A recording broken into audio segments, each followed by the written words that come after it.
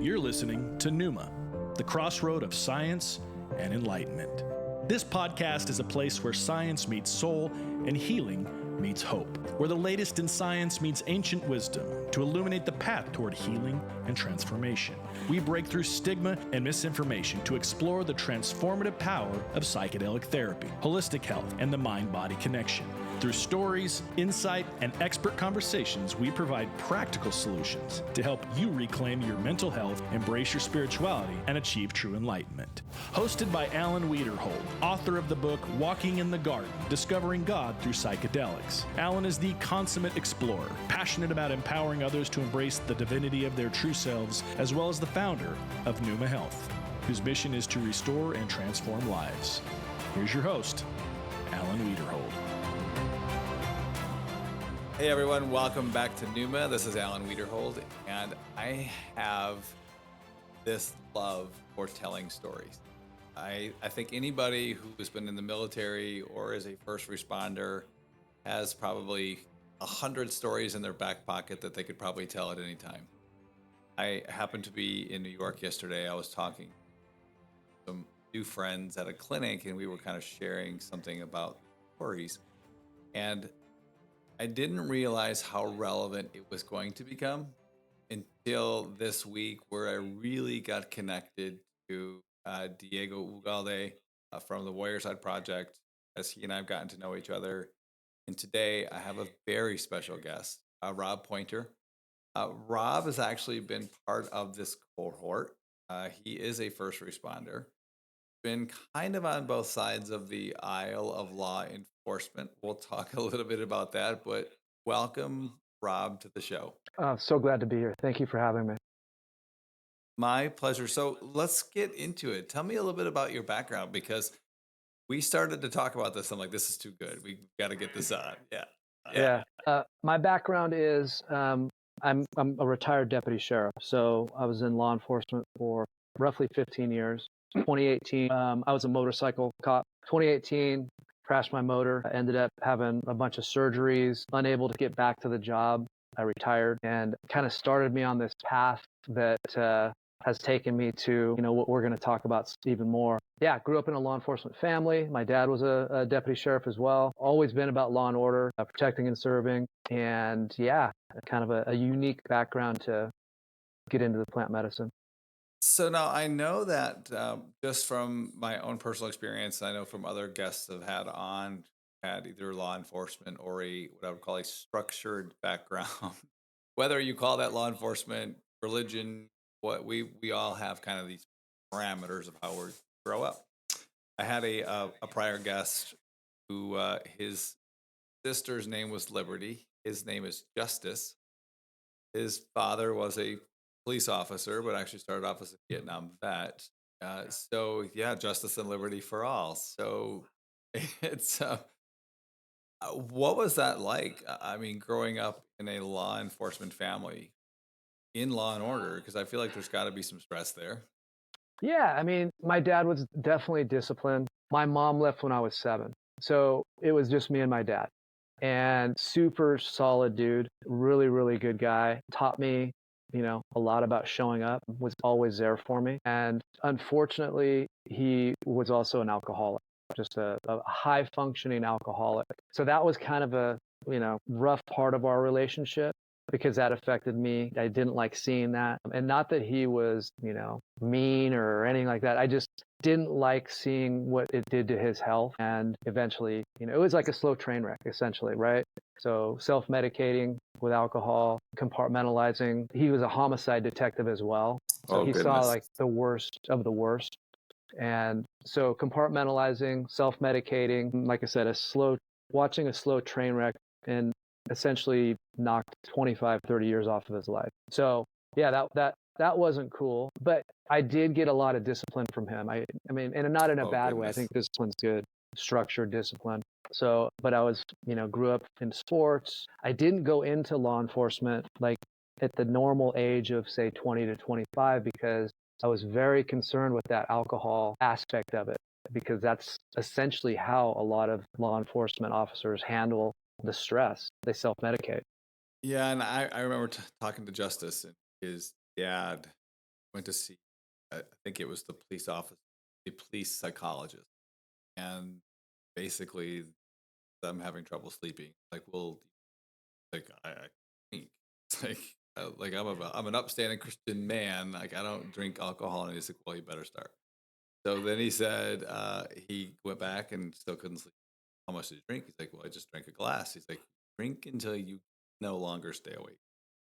And that was kind of their downward spiral. But I feel like it's hard enough to be a man. We're always taught to keep it all inside. But I couldn't even imagine carrying the homicide on a daily basis, how that reflected. So you graduate from high school. You don't go into law enforcement. What did you want to do? So I was on this parallel path of, I mean, I did want to go in law enforcement, but that scared me. And I was also very much into health and fitness. So I basically started working in health clubs, became somewhat successful, was making money, multi-level gyms I was overseeing.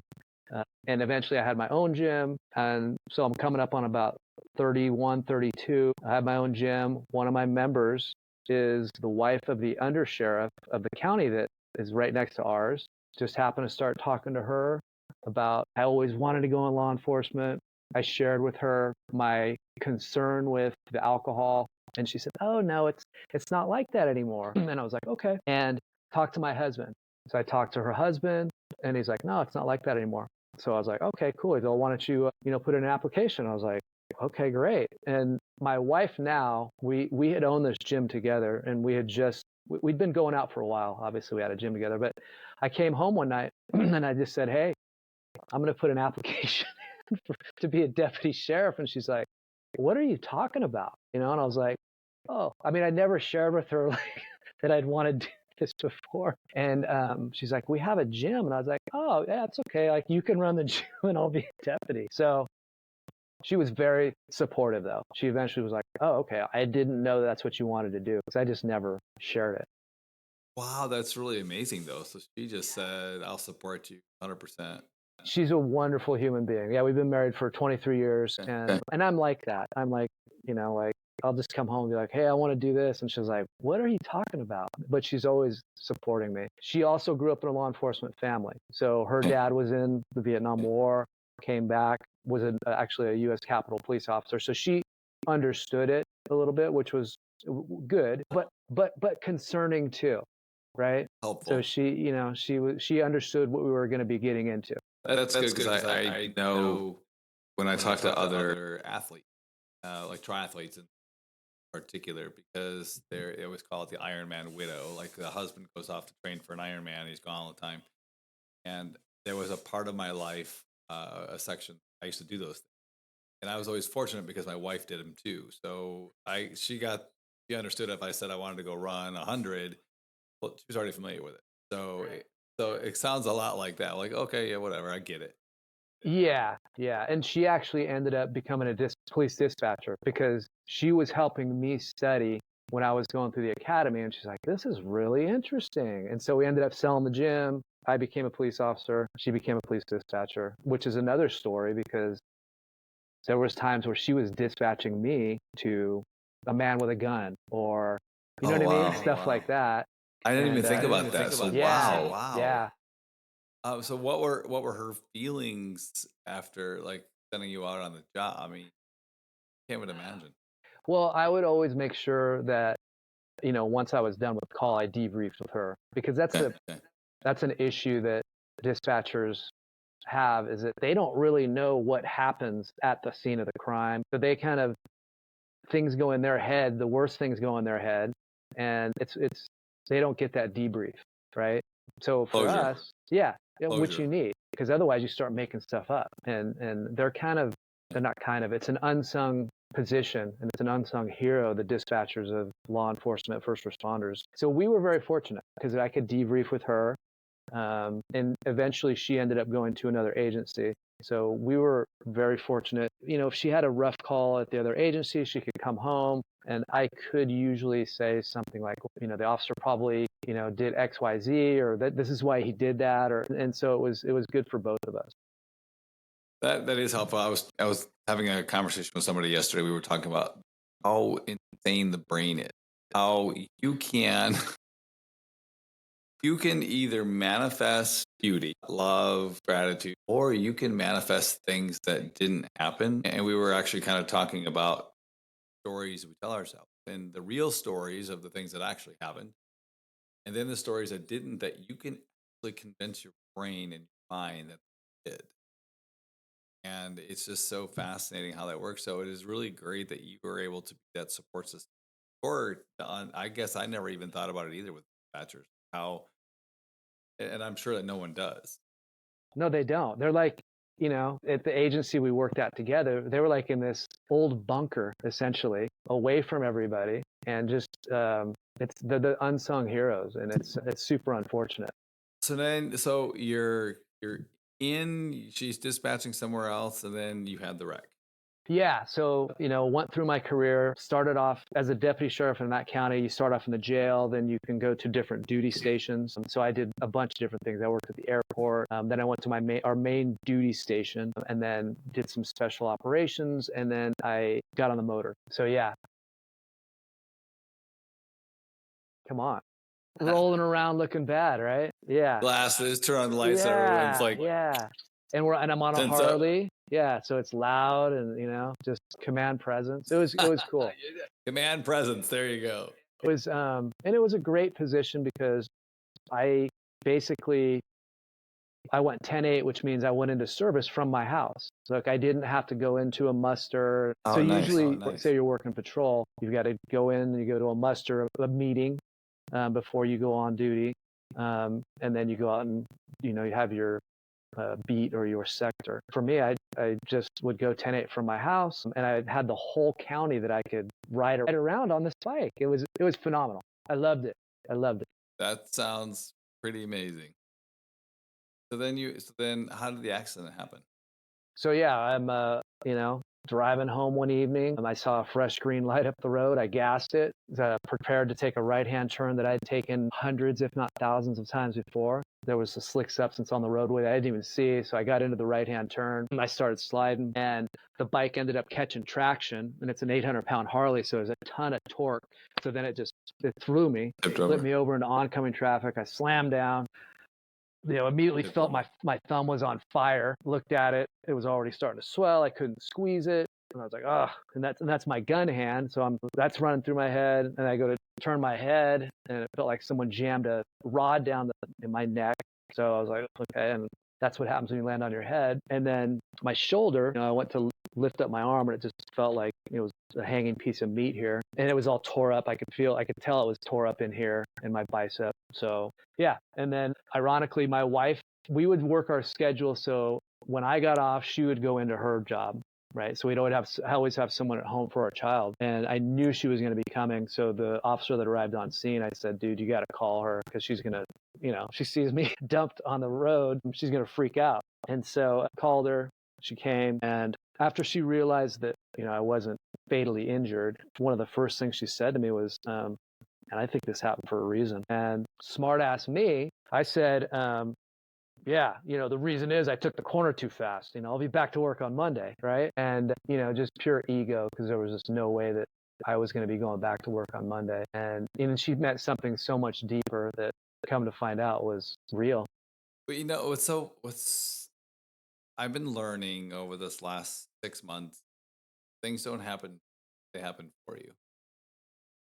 Really, it's such a reframe of the mind, because especially with what's going on today, news and politics. I live in Maryland, and I know with everything that's going on with Washington, with NIH, and people, government jobs, I hear so much fear about losing their job. I'm like, what if you were meant to?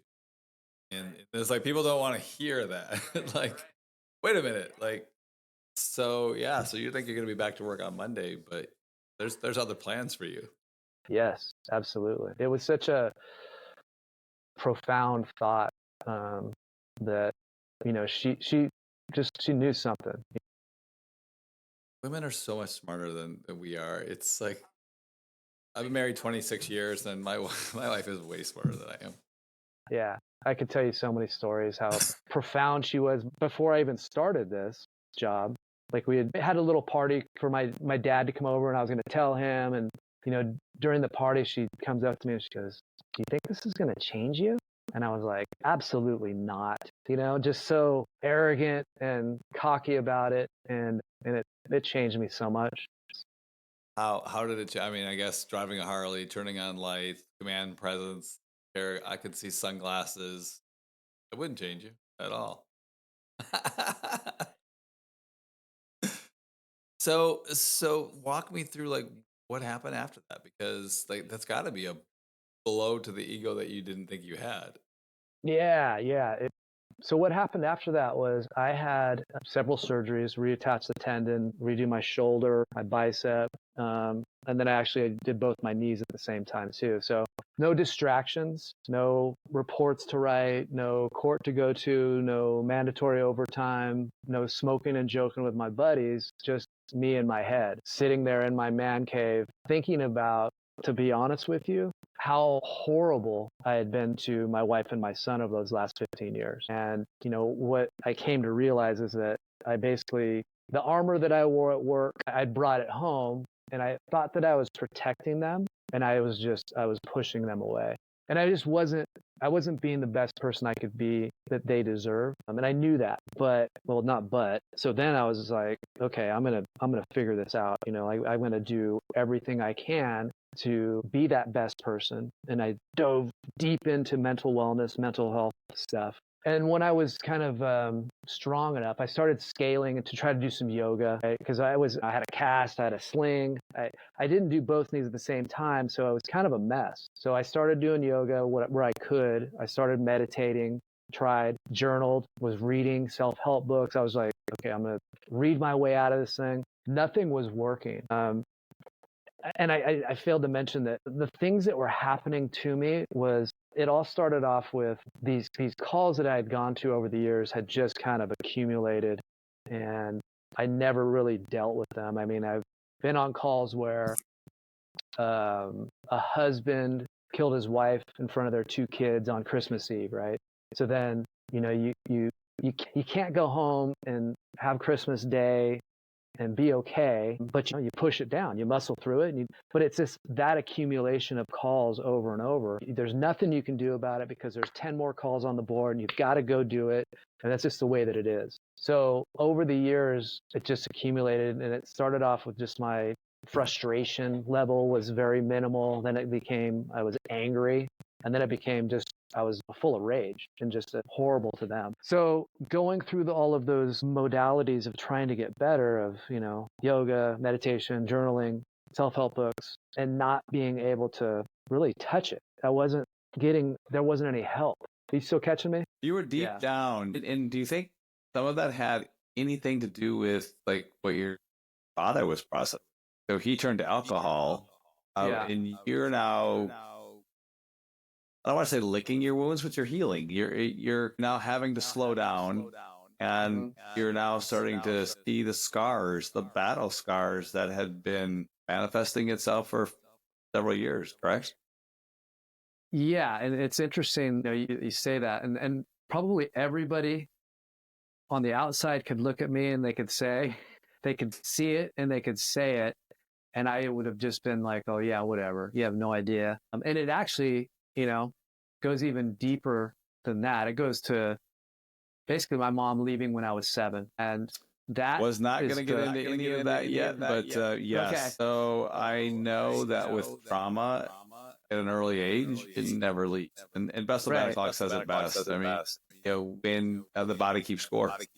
Yeah. And I didn't know any of that stuff until after the plant medicine retreat, we'll get into that. But at that point, I was just, frustrated and like angry, and like I'm putting in all this work and I'm not getting any relief, right? And that's when I essentially started listening to podcasts about plant medicine and veterans doing this plant medicine. And I was like, okay, well, that's interesting because it goes against everything that I've been doing, right? Now, how did you hear about plant medicine? Because I know very similar. So military, Christian home, growing up in the 80s, drugs scrambled your brains. Right. People, right. You were going to turn like all kinds of crazy. Yeah. Yeah. So listening to like Joe Rogan and a lot of different podcasts and really watching the people that were talking about it and going, okay, well, these people seem normal. There's not, anything wrong with them. They're not, coming across like they're crazy. And then I just started researching it on my own because I was just like, okay, this might be a tool that I could utilize. Like in the back of my head in the beginning, I was like, I wonder if I could utilize this. And now, don't get me wrong, Alan. I did mushrooms as a young man, like with friends a couple times, which was also like completely against anything that I'd ever grown up with my dad. But I always, these things, everyone always had those friends. I never had that friend. Like I never saw, I wouldn't even know I didn't know what a magic mushroom was or anything until, I needed to find better friends. I had those friends. So so I'd done it, recreationally a couple times, but this was obviously something completely different. So I started exploring it. I was like, oh my gosh, this, been around 7,000 plus years. It's not addictive. Obviously been proven to help people for 7,000 plus years. So it was like, it hit me like a ton of bricks. I was like, wow, okay, this is something that looks like it's, that would work, but it's still, you got to remember, law enforcement mind, drugs, just a real hard paradigm shift for me. So it wasn't like this immediate thing where I'm like, okay, I'm doing that. It was this slow kind of, Titanic turning, but I got to a point where I was just like, I need to figure something out here because this is just not fair to my family. Oh, now what's your wife saying? Because I know very similar. So I was abused when I was 5. So I carried that my whole life.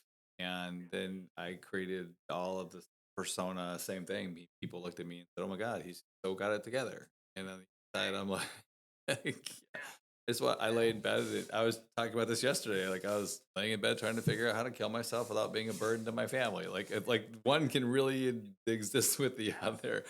And I decided that this was something I wanted to do. But like where do you even begin with that conversation with family? My wife is very, very cool with me. My wife is like, has never touched a drug in her life. Like literally never. I mean, she'll, have a glass of wine, but her dad like really got into her. Like, if you touch or even smell marijuana, you're going to burn in hell or whatever. But so she is real anti-drug. And so, I just explained it to her in a logical way that, like this is something that, look at all these veterans that are using it. I kind of use that as leverage or kind of, the gateway. Yeah, exactly. And so that she was like, oh, okay. And she trusts me. That's another thing is she trusts my judgment. She trusts that, I do a lot of research and she knows how much I care about my body, right? I eat really good. I exercise. So she knows I wouldn't put myself in a position to put something into my body that's going to hurt me. And she knows how much I love her and my son, and that everything that I do is about being the best person that I could be for them. So she trusts me. That's so beautiful because I feel like when people talk about drugs, we're usually doing them to escape, run from something. And I feel like that's one of the biggest distinctions in the conversation around plant medicine and the conversation around whatever we want to consider drug. Because it's the same with alcohol, it's the same with coffee. I mean, everything exercise could theoretically be considered a drug. So why are you doing it? And I love that your wife is so supportive because mine was the same way. I came home and I had a conversation with the doctor, and my doctor had just gone through plant medicine. And I always love to tell the story because like, bro, I don't get it. Like, this is something God had made, put into the ground. I give you something that comes from a lab every month and you have no problem taking it, but you have an issue with this. And my wife was sitting across the table and I'm like, I don't have an argument for that. Like I got nothing. Yeah. What do you say to that? Yeah. It's, well, we've just been brainwashed, right? So that's why I did the same thing. I started listening. Yeah. Did you watch the documentary, How to Change Your Mind? Michael Pollan. Yeah, and I read the book too. Book. And How I- was Go ahead. how was that? It's interesting because, yeah, that definitely gave me some thought. But I read the book after I did the plant medicine too, and it was different. Totally. You know what I mean? Yeah. And so, you know, like everything, I've read several books that I read before, and now I've read after, and it is so different, the lens that I have now in comparison to back then. And it's super cool. I love that. I love that. You know, I'm just like, okay, now I really get this here. So I absolutely love that. So I'm doing all this research, telling my wife something I think I might want to do, and she's like, "Okay, I trust you."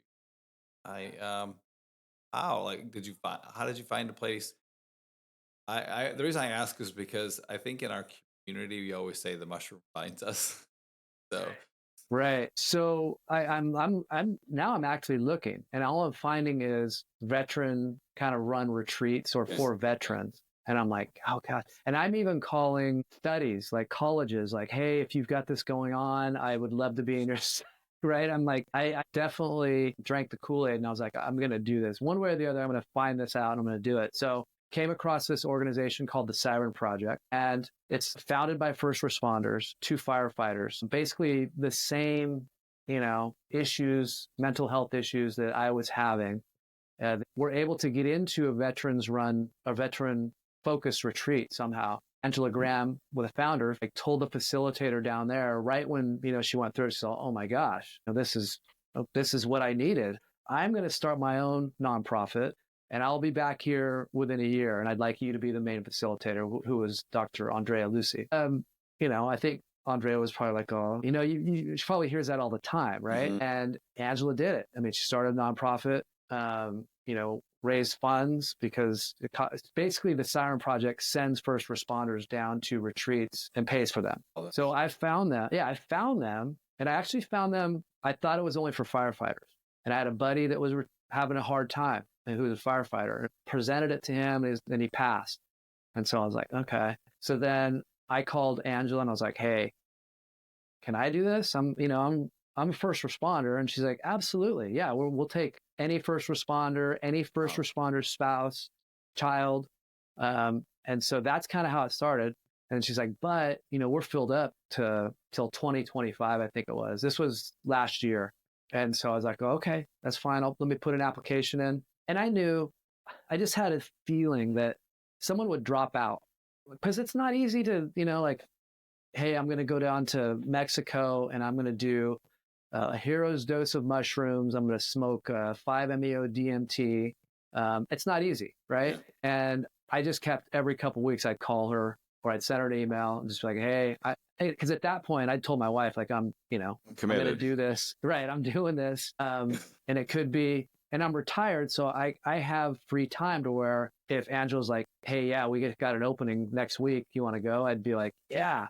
So it came to a situation where I sent her an email, or I called her. She called me within a couple hours and said, hey, someone dropped out, for September. Do you want to go? And I was like, yes. So that's basically how it works. So I think I had about a 4-week lead up, and, did all the medical stuff and started working on the workbook that they provide, and coaching, and just got up to speed really quickly.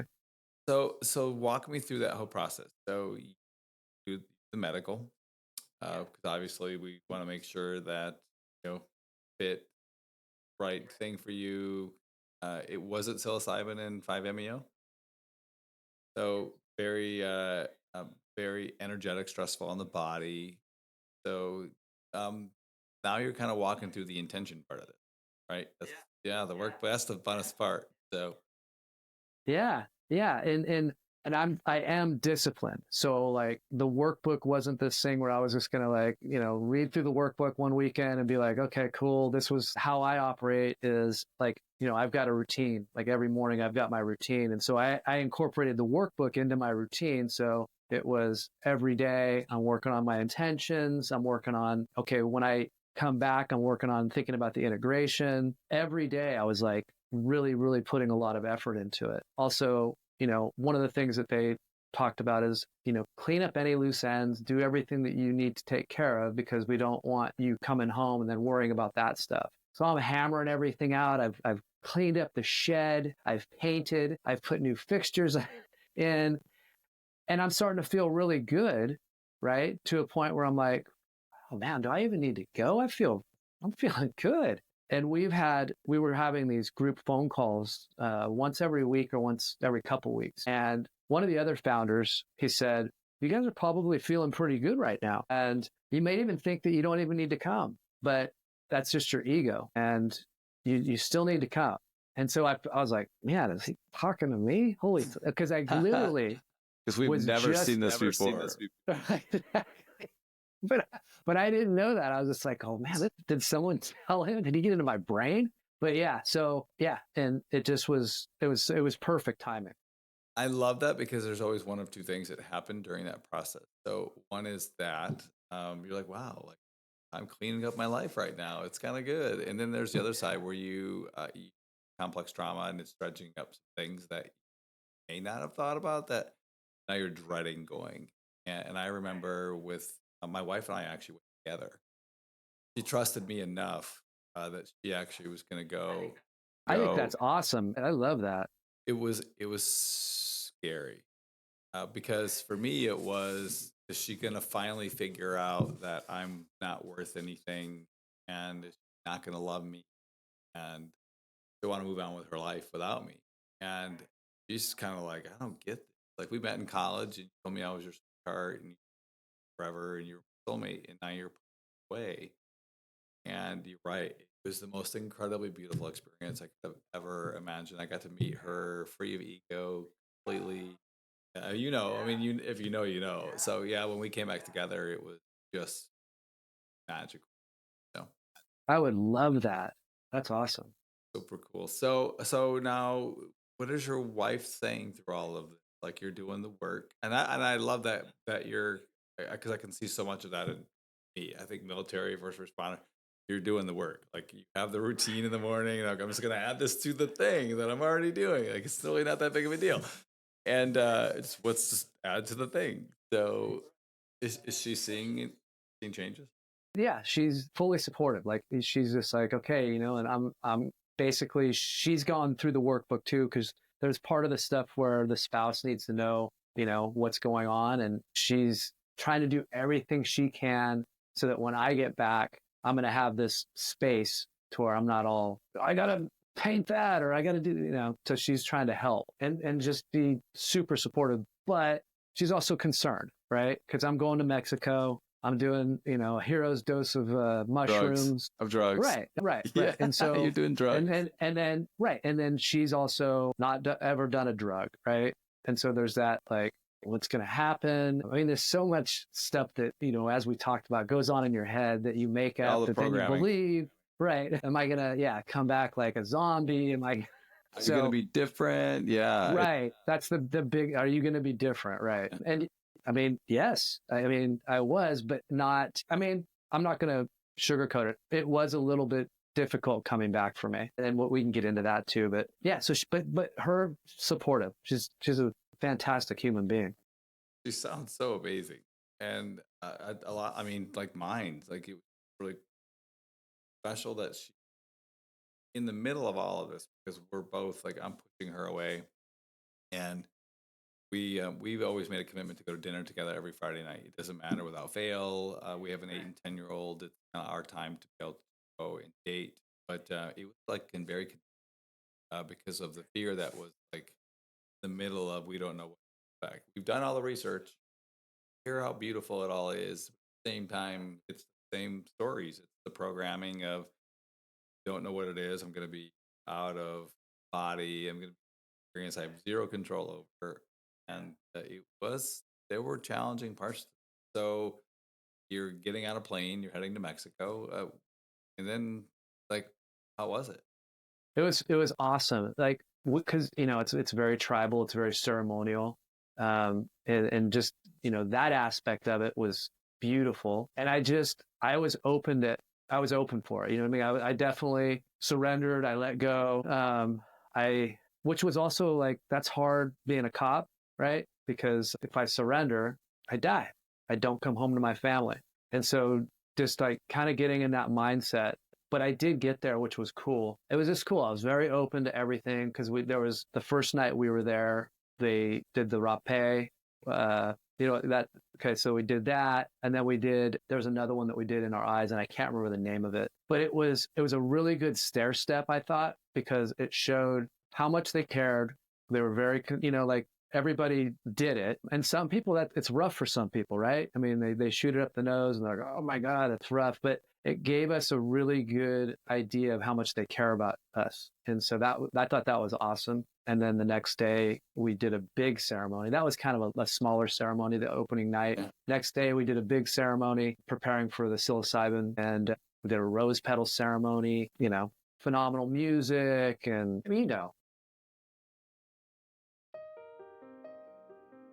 Thanks for listening to this episode of Neuma, the Crossroad of Science and Enlightenment. We hope you're enjoying the deep dive into psychedelics, neuroplasticity, and the path to transformation. Before we continue, let's discuss recovery. After powerful experiences, your mind deserves more than just rest. It needs real support. That's where Neuma Hydrate comes in. Formulated with GABA, taurine, inositol, magnesium, and more, Neuma Hydrate is designed to help your brain recover faster and support neuroplasticity, giving you the clarity and the energy to fully embrace your journey. Fuel your recovery and elevate your mind with Neuma Hydrate. Check out Neuma.health to learn more. Now, enjoy the rest of the episode. Psilocybin is my absolute favorite. I've done a lot of different sessions, a lot of different kinds. Psilocybin, I don't know, it's gonna always, yeah. So tell me about your experience. So you're, because they always say you're gonna either shoot or drop, and incredible things. So kind of walk me through, like, what was that like? So my intentions were, I wanted to communicate with my grandparents, my father, my wife, my son, my mom. And so basically, we drank our psilocybin and orange juice, laid back. It was also super intense too, I got to say, because we were under a canopy and it was pouring rain. And so it was this like just super intense downpour. The music's going, we've got the eye shades down and we're in the bed. And then, I don't know, 30, 45 minutes, I could feel my body starting to twitch a little bit. And I'm like, all right, here we go. Immediately I went into some visual lighting stuff, but then I went like literally straight talking with my grandparents, which was wild. And it was like, Grandpa, you may not approve, what I'm doing, but I wouldn't be able to communicate with you if I didn't do this. And basically I wanted to share with them how much they meant to me. And that I essentially, like, I've structured my life after my grandparents. But I didn't realize that because I was too young when they passed away. I was in my 20s and I didn't have any life experience, right? But I wasn't able to share this with them when I was that young. So then I was able to share with them how much they meant to me and how much I loved them. And I'd always tell them I'd love them, but I really wanted them to know that and tell my grandma how much I loved her because I was with her when she died. But she was not in a position to hear me or any of that stuff. So I was able to like share that with her and tell them that. And so that was really, that was awesome for me. And then, yeah, it was super cool. It was super cool. And then I went into communicating with my dad in between these different sessions of communicating with people. Another interesting was there was like this black devil beast creature that would pop up. And so obviously, you gotta lean into it, right? Because that's what you're taught to do. What are you trying to teach me?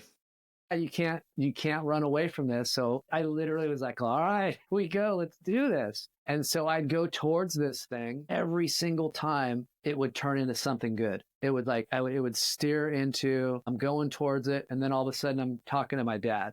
And so, and then, the takeaway for me on that one after, kind of thinking about it after a while was, okay, there's so much stuff that's hard that you should really lean into because most of the time it doesn't turn out to be nearly as hard as you think it's going to be. And So it was super cool that I was, I did lean into it. But then, so I talked to my dad. We went over some stuff, like some things that hurt him that happened with my mom. It's interesting that he was upset that I didn't back him up, but I was only like 7 years old. And so I was just like, yeah, I was only 7, and he's like, well, I know, and then it came to this real profound but simple thing where I told him, I was like, hey, I was just doing the best I could do. And he's like, yeah, you're right. And he's like, and I was just doing the best I could do. It was weird because that was kind of the theme through all of these journeys was we're just doing the best we can do. And then it went to my wife. There's a lot of stuff in between. There's a lot of crying. There's a lot of purging. But the actual journeys was, next was talking to my wife and just telling her how much I love her and just how much we're going to be together forever. And not just, this life, but forever. And so that was super cool too. And then my son, who has caught the worst of me, he's 20 years old right now. He goes to college, but he caught the worst, of 14 years of how I've ever acted, right? And it was me just telling him how sorry I was, and then he was just like, hey, I get it. He was like, you were doing the best you could do, and then he said and then he was like, I'm doing the best I can do, and I was like, you know what, you're right. And then he said, but we're workers, and we work, so we're gonna keep on working on this. So it was super cool, and then this was a real emotional one. Was when I had to retire after turning my gun. And so I didn't think anything of it at the time, go down to our regional training center, go to get my gun out of the trunk. And I start crying, like right at the regional training center. I'm like, oh my God, and this is like this big thing with all kinds of different agencies are walking around. And like, and basically I figured it out. I was like, okay, my gun was basically my lifeline home. Like, if I pull a car over at 2 a.m. and it's, 4 deep of guys and I'm in a shady part of town and I've got no cover unit coming, that's the only thing that's going to get me home, possibly. And now I'm basically turning it in. And so it's super heavy. And so, but that popped up in the journey, like that happened. And essentially what happened, it culminated in me having a funeral for my gun in the journey. And it was like, yeah. So really, so it kind of became your identity, right? And your lifeline. You had to have a funeral for your identity. Yeah, and it resolved it though too. You know what I mean? It was like, okay, that's resolved, and my career is resolved, right? And so, and then the next couple things were my dogs. These 2 dogs, like one dog I had when I was in my young 20s to about 32, 33, that when I was in the academy, he died. And I couldn't come home to take care of him. My wife had to take care of him. And I have always felt horrible for that. So I saw him in the journey, and he talked to me, and he was just like, it's okay. I get it. There was nothing you could do. Like, so it was like this, he was this Rottweiler, and he was super noble and talking to me. And I was like, oh my God, thank you so much. And then I had another dog that died. I had to go up to Idaho to take care of some business with my son. And we live in the mountains, and he went down to the bottom of the hill and he just died. And my wife had to take care of it. And again, I felt horrible. And he came in, his name was Bubba. And he was just like, oh, it's okay. And they were together too. That's the thing. And these dogs were never together, but in the journey, they were together. And so he also was just like, oh, it's okay. There's nothing you can do. But I'd always felt so guilty. So yeah, that was the the gist of it. It was awesome. That's so amazing. I remember I was facilitating someone. It was very similar. We have Italian Greyhound dogs. Like I have an Italian Greyhound. I had 3. He always wondered. It was a good dad. And in this session, dogs were waiting for him. And the way that I've always approached my sessions is I have the person record them because we work on the transcripts together. I remember listening to you talking to dogs. whole thing because he had always wondered if he had been good enough, been a good enough dad, and they told him. Yeah, because especially Job, the Rottweiler, because I had him, I wasn't really in a real good position to have a dog. I was like traveling, I was moving all over the place, I was not settled at all. And yeah, and this guy was just always there for me. Unconditional love. And sometimes we don't know how to deal with that. Yeah, yeah, it was cool. So yeah, it was that kind of wrapped it up. It was such a cool experience. Yeah. So now you're finishing the session, and now what? Like you come back, feel relief, feel different? Oh, after the session, yeah. I mean, we're all just kind of like, whoa, we jumped in the pool and just, you look at everybody and you're just like, you're trying to explain What just happened. But then they're like, and they're trying to explain it. And then you just kind of go, oh, yeah. If you know, you know. Yeah. You're just kind of like, yeah, we don't really even have to say it. You kind of start to say something, but then you're just like, oh, yeah, I get that. Yeah. Yeah. So we just, we did that. Then we, a little bit later debriefed. I call it debriefing, but we all kind of came together and we each just kind of went around and basically went through what our journey was, which was cool. And you have these bonds with these people that are on these retreats with you that are unlike really anything else, because if you've completely let go and surrendered and just kind of put it out there, that's pretty heavy and that's pretty deep. And you don't really get that anywhere else. Have you noticed the way that you approach people? You're more of an open book than. Oh yeah. I mean, I'm so different. I mean, vulnerability wise, incredibly different, and it's night and day. So you finish the session, you're in the pool, because I see the same. We have the same look. It's just I always funny. Come home, and we did tow the next day. That's right. I was going to ask about that. So how was that? Man, so I'm going to be honest. The psilocybin, that didn't concern me, because if people haven't done anything before, they're like, oh my God, I'm going to be, the psilocybin, because I'd done it. I wasn't like, I knew that I would eventually come out of whatever I was going to go into. I was going to come out of it. The toad, though, that's something way different, because for lots of reasons, it's toad venom, dried out toad venom. You're smoking it through a crystal meth pipe.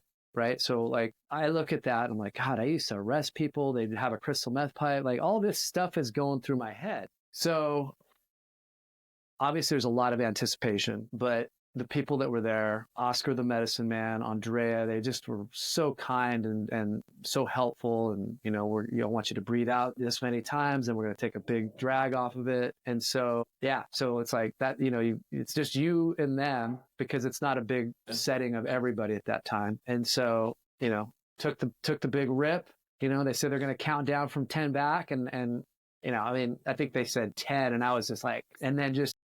It's always like, it reminds anesthesia, like if you go in for surgery, they count backwards, and the next thing you know, you're waking up. Yeah, exactly. And yeah, I was just like, boom. And then it was just like, lights. And it's so hard to explain the feeling, because I can't really verbalize it other than like incredible bliss, love, just the best feeling I've ever had in my life. And I try to explain it to people too, like, not like I took a rip off of a crack pipe and I want to like go get more crack, but I always describe it as oneness. Okay. Yeah, it was just right. Which I mean, it's a hard thing to explain, but yeah, it's the interconnectedness to everything. Right. And, because when you come out of it, you kind of start kind of realizing a few things, right? And so I think the last person I saw was one of the facilitators who I greatly respect this guy. Right. He's a retired Navy SEAL, just but he went back to school, got his master's degree. Now he's a therapist. Like and I really connected with him. And so like, as I was kind of coming out, I felt like I was, connecting with him, and which was kind of cool. And then I also felt like I was connecting with my wife. And because we always, like if we're at a party or something, I see her across the room, I kind of give this little thing that we do. It's just like our little sign. And they said when I was under that I was doing this thing. They thought I was on a motorcycle, but I was actually doing this to connect with her. And so it was yeah, it was cool. That's amazing. And it makes me think. So I did a ceremony in November, and one of my first ceremonies, I met a psychedelic psychotherapist. Kind of came in, and I was new to all this stuff. Came in, he talking to another psychedelic psychotherapist, Rico, totally different continent, everything else, and they said they were going to hook up in the plane. So the next day, I'm talking to her friend in the morning after the session. They met, the alternate, whatever. They could describe what each other was wearing. They were conversation, all of this. So they were talking in this other plane, and I'm new to like all of this, and I'm like, there's no way that's real. Like, there's no way. So I went to a group thing in November, and I said to my wife, "Hey, I'm gonna go in at this time. Can you meet me in the plane and like meditate?" And people are like, they still think I'm full of it or something. But I was the same way. Like, I had the mask on, and I was like, 8 grams in. I'm like waving. I'm talking. And later on at night, she sends me a text. She's like, "Hey, happened to see me?" And I'm like, "Oh my God, I did." Like, I was like, this girl next to me the next day was like, "Who were you waving to?" I'm like, "I was talking to my wife." That's awesome. Yeah, that's super cool. It's an amazing feeling. But when you're connected, I think at the soul, like you and your wife, sounds like you and your wife are connected soul level. Like, that's like you're bringing her into your. Yeah. And when I came out, Andrea, she put her hand on my heart and she said, how you feel right now, this is how we're supposed to feel. And I was like, yeah, you're right. And we just get so bogged down with everything and, we forget that. So well said. Right. It's so easy stuff. Yeah. Yeah. No, it was great. It was, yeah. I mean, life-changing for me, obviously. Right. So now you're coming home. What is your wife and your son? Do they notice anything different? Well, yeah. I mean, my wife, unfortunately, what happened was I had scheduled way prior, like a camping trip with a bunch of people that we always do a camping trip with. And it's like, law enforcement people where we're, we go to Pismo Beach, we're sitting around the campfire, we're drinking beers. And so when I came home, like drinking alcohol or really doing anything was not appealing to me at all. Like, and I mean, to be honest with you, Alan, I haven't drank alcohol or had an edible since I've been home. I mean, I wasn't like I drank a lot of alcohol. I'd have, 2 beers, maybe 3 beers on Friday night, maybe a few during the week. But I was taking edibles like every night. So, but yeah, so then I go back and I'm in a totally different headspace than what everybody's used to me being, right? Because I'm edgy. I'm like, I got to keep doing stuff.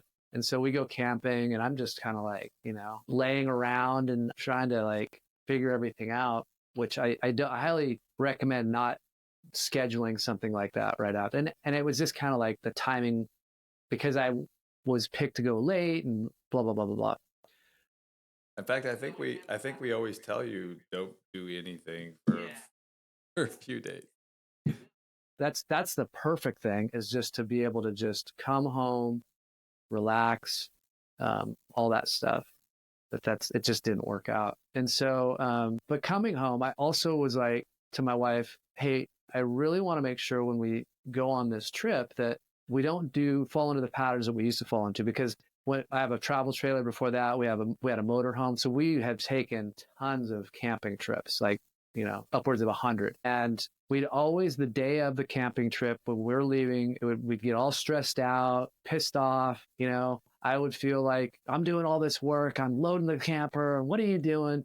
Just super high expectations. And then she would get pissed at me. So the first day was usually like, we're pissed mostly because of me. And I just told her, I go, hey, let's not do that pattern. It's just silly. Like there's no reason to do it, which me even saying that and it coming from me was probably just a shocker that I could even think like that. So that's my mindset. That's how I was. But she was still kind of in her patterns from what we did before, right? And so it was difficult. It was difficult for her to, understand where I was coming from because obviously she didn't go with me. Well, and some of it too is almost PTSD because if you're living a certain way and waiting for the other shoe to drop, and then you go home and things are great, and it's like, how long is this gonna last? So Right. For sure. Absolutely. Exactly. Yeah. No, that's exactly what was going on. Like, all right, the proof's in the pudding here. We'll see. And so we had that going on. And then, I'm in this totally different headspace. And I have always, had these high expectations for her and for my son. And if they didn't, do this thing, then, I'd get pissed and it's just the right thing. So I still had a little bit of that. And there was a situation where we had another dog that was really sick and dying. She was 17 years old. And this was after I came back. And my wife had gone away for the weekend to visit some friends where we used to live. And so I was here with the dog and I was telling her, man, you should come back, because Maggie's probably going to die and I need help. And she didn't come back soon enough. And I was pissed, you got it. How could you know not to do the right thing? And so it just turned into a beef. And the next day I meditated and I thought about it and I said, this is the first time that this ever popped into my head. I wonder if my issues are because my mom left when I was 7, right? I wonder if I'm acting like this is because my mom left when I was 7. And I never would have come up with that prior to doing the plant medicine. So then I started looking up all those things of, when your parent leaves you at such an early age, like we kind of talked about it. And, it's checking off every single thing. Like every single box was like why I'd been pushing them away because basically I was waiting for them. Yeah. Yeah. And so, but it took me 50, something year or 40, 46 years to figure that out.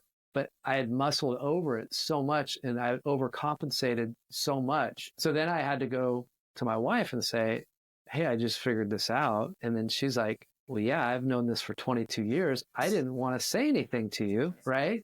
Because I didn't want to open up this old wound for you. And then so eventually what happened with my wife is that I just started taking it on. I just started, like everything you were saying, I just was like, yeah, you're right. I'm not a good person, right? So we've had a lot to work through, but our relationship now is way better because we communicate so much better. So it's been amazing, actually. I mean, it was difficult, but it's so much better now because obviously I've got my North Star, where I was down there at the retreat and there's no way that it's always going to be like that. Right. But I've got it. As you're talking about life taking on, it resonates. It actually resonates a lot because I did the same thing without realizing. So when I had my plant, I realized I for years pushed her, had these crazy expectation things that weren't even realistic. That process took it on. So there was a part of my first experience where I actually had an out of body and looking down, and my wife's actually covering my hands, and God is standing over me with light. I'm seeing all this darkness barraging, like hitting, but it's not hitting me. Her took all of it for me for 20, 22. And when we came back together, it was like, can I share 5?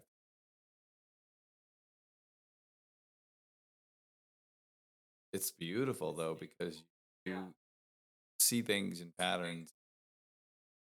We had this thing at church a couple weeks ago. We're talking about marriage, and kind of funny because when you become offended, create offenses, and that's really kind of what you do. And most of the time, is unrealistic expectations you have of each other, not realizing that each has its own story that came from somewhere else, and then you're just putting up these fences. And I get offended. I just so and they actually did a visual of all. And when you say I hear, put up a so, kind of interesting. Yeah, it is. It's yeah, we have all these filters that we come into these relationships with, and yeah, it's so crazy the stuff that I've realized over the last 6 months. I'm so grateful, so grateful. How has it how has it changed your interaction with everyday people? Because again, if you're open, said it earlier, vulnerable, so you have to show up differently. Must receive you. Yeah, I think the last 6 months have been really eye-opening in that I have made more connections and I have that have always been there, but I wasn't open to them. It's been amazing. Like, I mean, I'm not articulating myself well, but I know all these connections have always been there, but I just was not open to them. And for example, even meeting Diego, right? That just kind of like snowballed into this now, right? Like, and that started with, I actually met him on LinkedIn, right? And he had sent me a message. This was before, he knew that I was going to be going to MAPS, and MAPS wanted me to go through the warrior side. But he sent me a message, I don't know, probably 3 or 4 months ago. Hey, nice to meet you. For some reason he said, are you going to MAPS? And I was like, yeah, because I plan on going to MAPS. And he's like, oh, he said, cool. I'll be there, stop by the Heroes booth and say hi. And I was like, oh, cool. This guy seems cool. Right. And then come to find out a couple months later, he's the guy that's teaching this class that I'm going to be going to. It was just crazy. There's been so many instances like that have happened over these last 6 months that I was never open to. I just was like, head down, don't talk to me, angry, essentially. But that anger was from fear, anxiety, So, yeah, I mean, it's changed my life in connecting with people. So how does your routine look different now than it did before the plant medicine? Well, one thing that I really kicked up is the meditation. I was trying to meditate. When I came home, I took a course. I took a transcendental meditation course. My wife and I took the course, and that has really helped me just kind of settle my mind phenomenally. And after we do our meditation in the morning, we always sit down and we talk, and we have the best conversations. That's one thing. And then just to be honest with you, when I am feeling off or when I'm feeling like agitated or if I'm kind of going that direction, I'm just able to catch it a lot sooner and pause what's really bothering me. And I never used to do that. I just would just let it go and just keep on going with it. And this has given me like just that little bit of time to just be like, okay, what's really bothering me? Like, what is it? And so that's been so much nicer, for lack of a better term, than I've ever been in my life. And I'm just very grateful. And now everyone gets to hear your story next week, Saturday, 29th, House of Blues, San Diego. Dinner is at 6, and show begins at 7. 7, correct. Yep. Please, yeah, come out, and I think you're going to hear some phenomenal stories that are going to touch you. Great speakers. I mean, one of the guys is like a world-class speaker that I think you're going to be blown away. Rob, thank you so much for your time today. Thank you for sharing your story. Thank you for allowing me to be able to be part of and share your story. More than anything else, I know from my experience, more that we share, more that we allow ourselves to sit in the corner of being together, how it makes the world a better place. And I'm grateful that you allowed the opportunity. Thank you so much, Alan. I appreciate you, and I appreciate you giving me the opportunity to come on and talk about this. So this is Alan Wiederhold. This is Neuma. And if this resonated with you, please share it with someone that could use it.